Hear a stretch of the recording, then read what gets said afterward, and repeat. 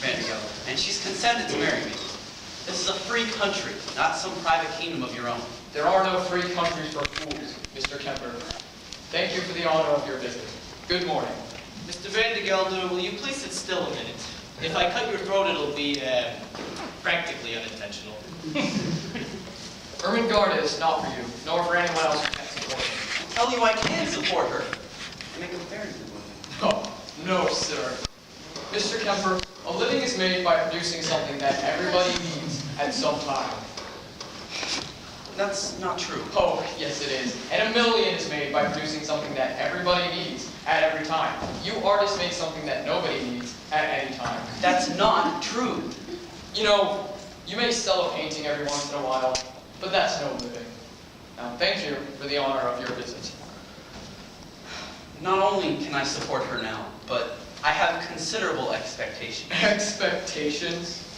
Let me tell you something about expectations. We merchants don't do business with expectations. I don't keep accounts with someone who promises to somehow pay me something at some time. And I won't let any people of the sort marry my niece.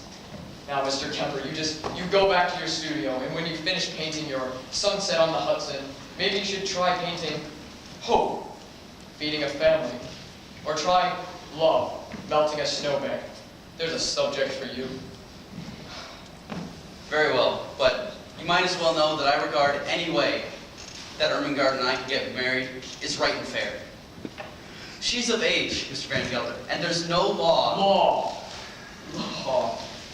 Let me tell you something about the law, Mr. Kemper. We live in a world mostly made up of fools. The law is there to prevent crime.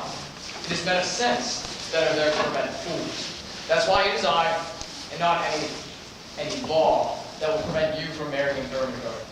And I've taken some steps already. I sent her away. You sent her away? Yes, to get this nonsense out of her head. Ermengarde's not here. You can find her in Peekskill, or maybe even Big Albany. Try Phoenix or New Jersey. Thank you for the honor of your visit. Everything's ready, Mr. Vandergelder. All the trunks are packed and the Ermengarde's ready to go. Hold your tongue. Yeah, every single one. That's what I said. All the trunks are packed and Ermengarde's ready to go.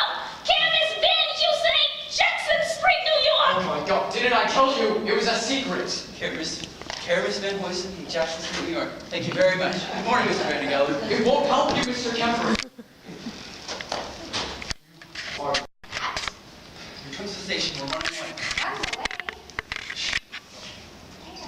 To New York. Get married. Ambrose, I can't do that. Why? Ambrose, it wouldn't be proper.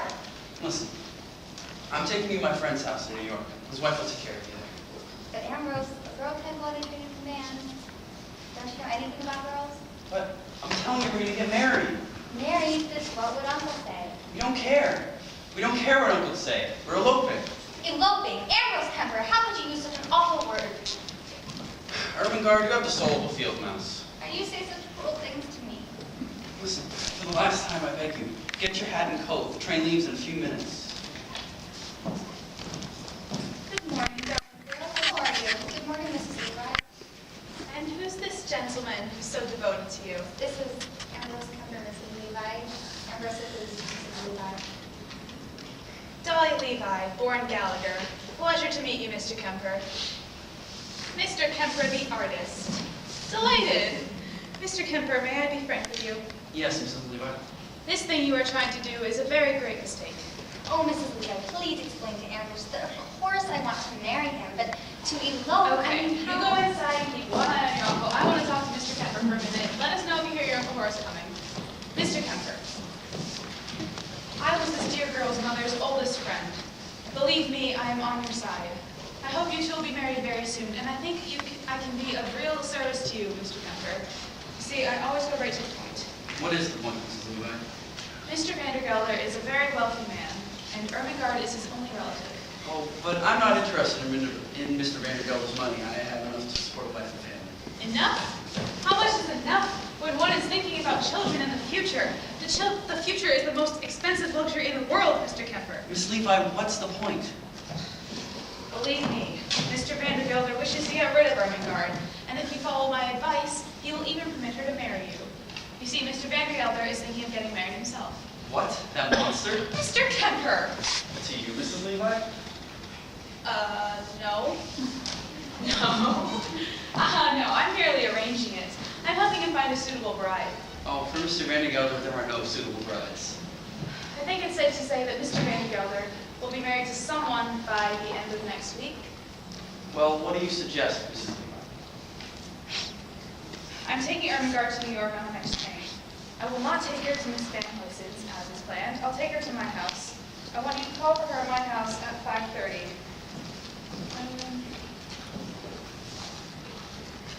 Here's my card.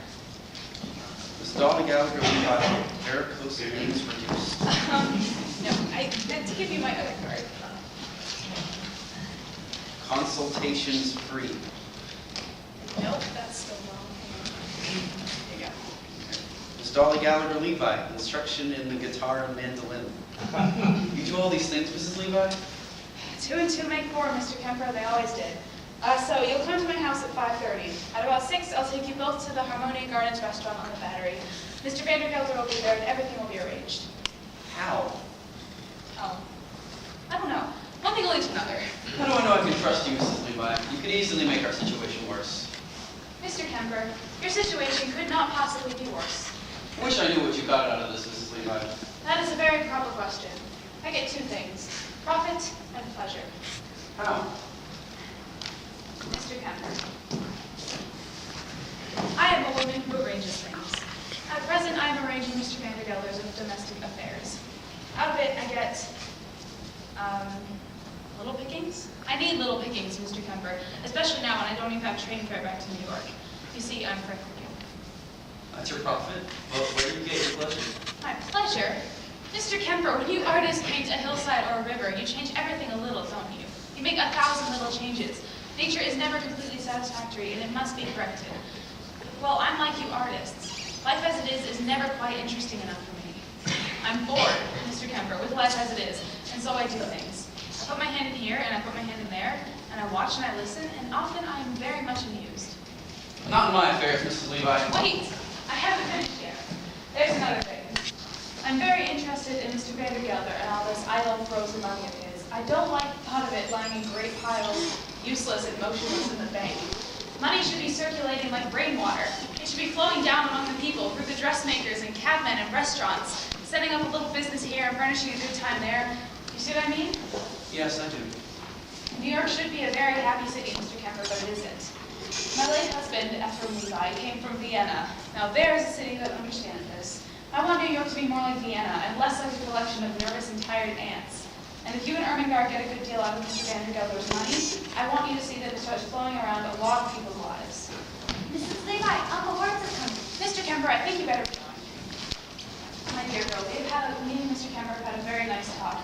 Mr. Vandergelder and I will be dancing at your wedding very soon. Mr. Vandergelder, how well are you doing? Pudding!